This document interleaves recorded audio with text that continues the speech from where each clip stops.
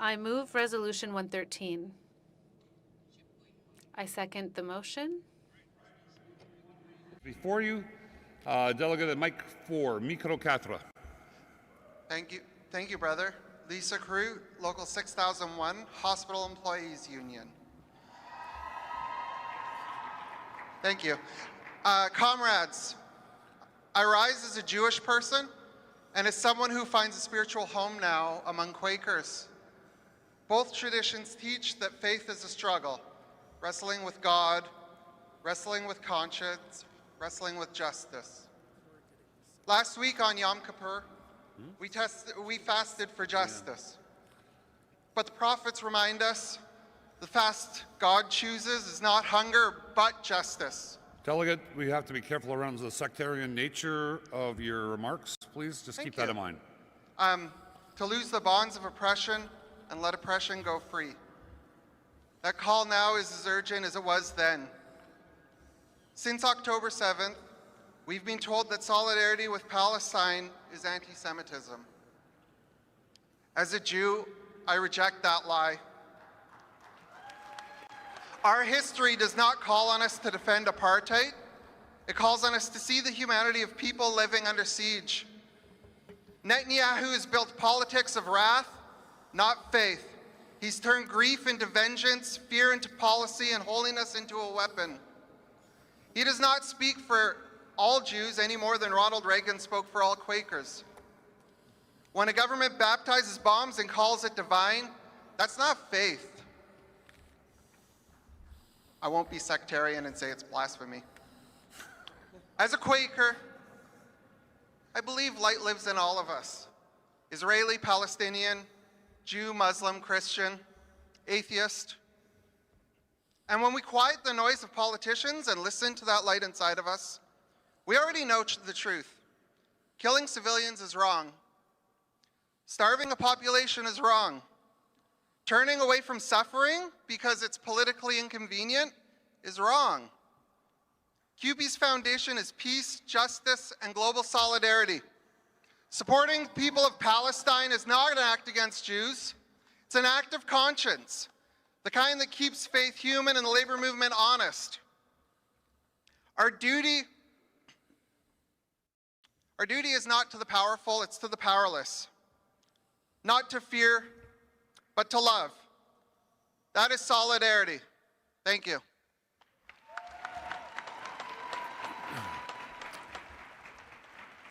Thank you, Delegate. We'll go to the Delegate of Mike 2, Micro 2. Lauren Frankel, CUPE Local 1750. I stand here as a proud Jew in opposition to this resolution. CUPE is a labor union, not a foreign policy think tank. And its mandate is to represent all members in their workplaces. Endorsing BDS would take us far outside of this mandate, further entangling CUPE in a divisive political campaign that has nothing to do with bargaining, grievances, or defending our rights at our workplaces here in Canada. The BDS movement seeks to isolate and delegitimize Israel through economic and cultural boycotts. It promotes the false idea that Israel is solely responsible for this conflict while ignoring the complexity of this in the region. To punish and pressure Israel, BDS calls for boycotts that deliberately exclude and avoid anything related to Jews or Israel. This kind of approach is not about solidarity. It's about targeting, and it has been shown time and again to foster anti-Semitism. The BDS movement claims to stand for human rights, but in reality its intention is to single out Israel, the only Jewish state, while ignoring countries with real human rights violations. Its leaders have openly rejected a two-state solution, something this union claims to support, making clear that the true goal is dismantling Israel and denying Jews the right to self-determination. But most importantly, rather than helping Palestinians, BDS harms them, such as when Israeli companies employing thousands of Palestinian workers shut down under boycott pressures. It also silences dialogue and fosters division, spreading anti-Semitic tropes that fuel hostility against Jews worldwide. Instead of building peace, BDS undermines it. This pressure is fundamentally at odds with CUPE's values of inclusivity and diversity. Instead of fostering dialogue and mutual understanding, BDS promotes hostility, division, and polarization. It operates under the guise of supporting human rights, but its tactics are rooted in blame and exclusion. By endorsing BDS, CUPE would be aligning itself with a campaign that alienates members, undermines our commitment to equity, and distracts from our real work as a union. How can this union and the members in this very room claim to stand for all workers while supporting a resolution that divides and harms workers around the world? BDS doesn't build peace, it destroys livelihoods. It takes jobs away from Israelis and Palestinians alike, punishing the very people we claim to stand for. Our member dues should not be used for ideologically motivated initiatives that divide and weaken workers, both here at home and around the world. There are reasons similar resolutions have failed on this very floor before, and I strongly urge you to vote against this resolution again.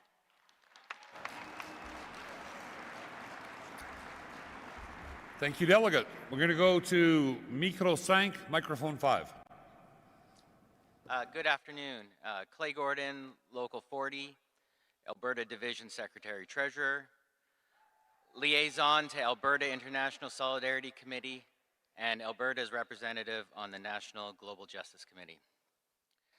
I stand in support of this resolution because it's time for CUPE National to support the BDS movement.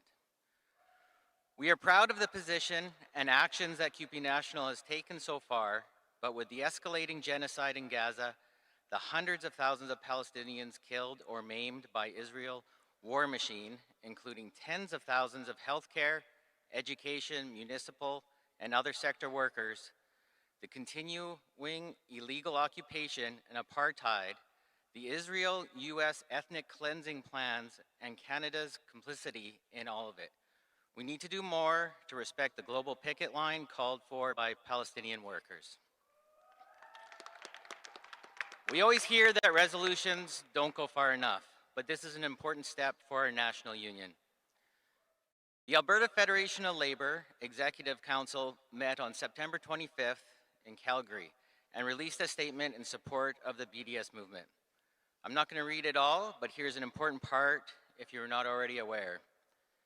The boycott, divestment, and sanctions movement, despite being smeared and attacked and even criminalized, is the nonviolent strategy called for by Palestinian civil society to hold Israel accountable for decades of occupation, dispossession, and apartheid.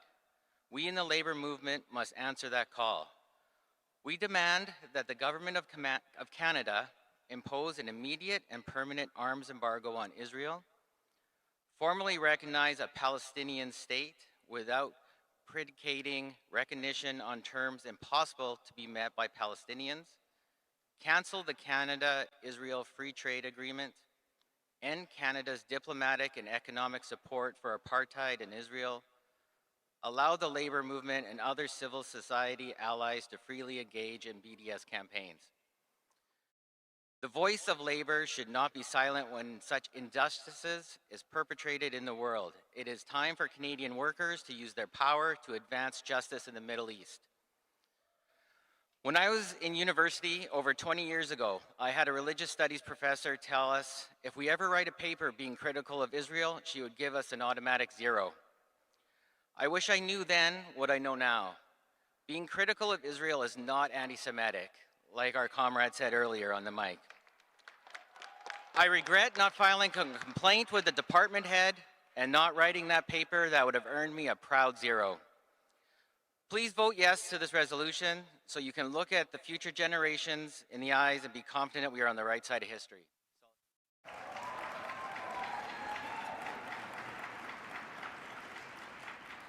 Thank you, Delegate. We'll go to microphone 3, micro 3. Thank you so much. My name is Ori Freim and I'm from CUPE 3906. First convention, first time to the mic. Do you see this cup of coffee?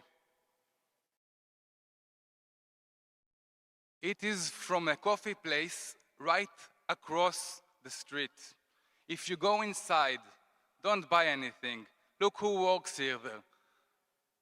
Canadians, youth, immigrants, everyday people. Yet, If you go to the International Solidarity or the anti-Israeli booth, you'll see the logo on the pamphlet. A Jewish business in Canada.